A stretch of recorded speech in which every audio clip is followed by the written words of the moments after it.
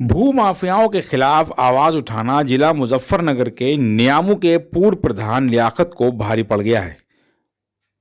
लखनऊ में मंगलवार को तीसरा विकल्प पार्टी के राष्ट्रीय अध्यक्ष सुरेंद्र कुमार शर्मा ने कहा कि हमारे भारतीय मजदूर किसान संगठन राष्ट्रवादी के राष्ट्रीय महासचिव लियाकत को भूमाफियाओं के कहने पर फर्जी मुकदमों में फंसाया गया है। उन्होंने आरोप लगाते हुए कहा कि इन माफियाओं द्वारा सरकारी अधिकारियों से मिलकर बड़े पैमाने पर सरकारी जमीनों पर कब्जा किया गया है, जिसके खिलाफ लियाकत ने आवाज उठाई थी तो उनको पुलिस की मिलीभगत से फर्जी मुकदमों में फंसाया गया है। हम लोग आए हुए हैं इस समय इंदिरा भवन पे अल्पसंख्यक आयोग में। हमारे भारतीय मजदूर किसान संगठन राष्ट्रवादी के राष्ट्रीय महासचिव हैं लियाकत प्रधान, नियामू के रहने वाले हैं। वो मुजफ्फरनगर में थाना चरथावल। ज़मीनें ऐसी थी 132 नंबर की जो सुप्रीम कोर्ट के अधीन होती हैं। उन ज़मीनों को बेचने का काम सरकारी अधिकारियों से मिल करके भूमाफियाओं ने किया है। जब हमारे राष्ट्रीय महासचिव ने उन भूमाफियाओं का विरोध किया, शासन प्रशासन का विरोध किया, तो उल्टा ही हमारे राष्ट्रीय महासचिव को उन लोगों ने विभिन्न धाराओं में उठा करके जेल भेज दिया। एक सीधा साधा संघर्षी आदमी जो समाज की सेवा करता है रात दिन, उसको इस वर्तमान सरकार के कुछ मंत्रियों ने और भ्रष्ट अधिकारियों ने मिलकर के जेल भेजा है और उनके ऊपर कम से कम नहीं तो 18 से 19 मुकदमे लगे हैं।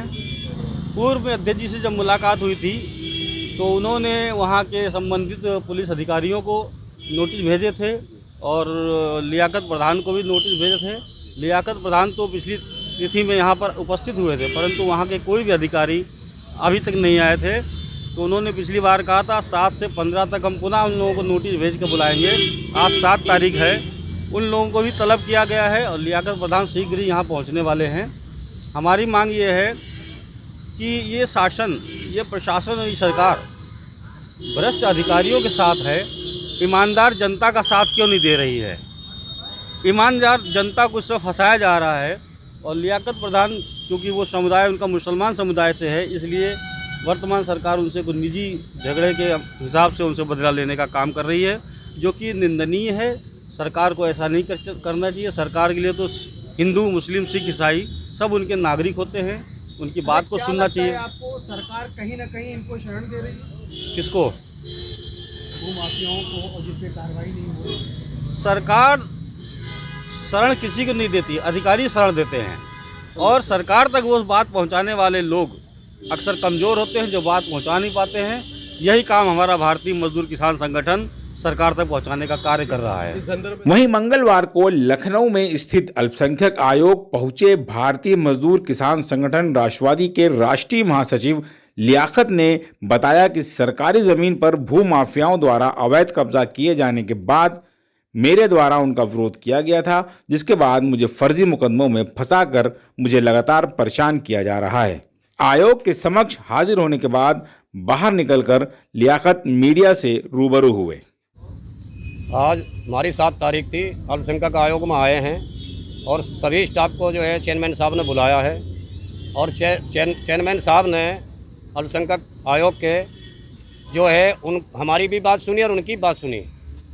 चेयरमैन साहब के आगे में लोग दोषी मिले हैं और चेयरमैन साहब ने कहा है अगर ये आपके सम्मान रखते हुए माफ़ी मांगेंगे, कुछ जिम्मेदारी सौंपी गई है तो अब वो आपके ऊपर निर्भर है कि आप उनको माफ़ करेंगे या नहीं करेंगे। हमने चेयरमैन साहब से कहा है कि हम अपने क्षेत्र के सभी जिम्मेदार आदमियों से बात करेंगे, बात करके तब उसको बताएंगे और पूरे ज़िले के जो पीड़ित आदमी हैं उनसे बात करेंगे और तब जो है हम इसमें अगला कदम तब उठाएंगे। सर, क्या आखिर एक्सेप्ट किया कि आपके ऊपर लगे हुए मुकदमे फर्जी हैं? हाँ, वो चेयरमैन साहब की सबकी नज़रों में आए कि फर्जी मुकदमे हैं और उसको नसीहत भी किया गया है और हमने उनको कहा भी है कि हम इनको माफ़ नहीं करेंगे। जो है मतलब कोतवाल साहब भी है, समझ सारे दरोगा हैं, सिपाही हैं और CO सिटी है, सब लोग आए हुए हैं। आपकी बात को नया पक्ष में रखा, उन्होंने हमारे पूछ में रखा है। आने वाली 21 तारीख लग गई, 21 तारीख तक जो है CO साहब एडिशनल SP ने कहा है कि 27 के बैठ कर बात करें। हमने कहा है कि हम बैठ कर क्षेत्र के लोगों में जिम्मेदारों में बात कर सकते हैं। केले कहीं भी बात जो है प्रशासन के लोगों से नहीं कर पाएंगे। अब हम संबंधित कार्यवाही से आप संतुष्ट हैं? उनसे जो है अभी 21 तारीख है, अगर वे लोग जो है क्या बात करते हैं 28 तारीख है, उसके बाद जो है तभी अब बताएंगे क्या करना है हमें अगले उसमें।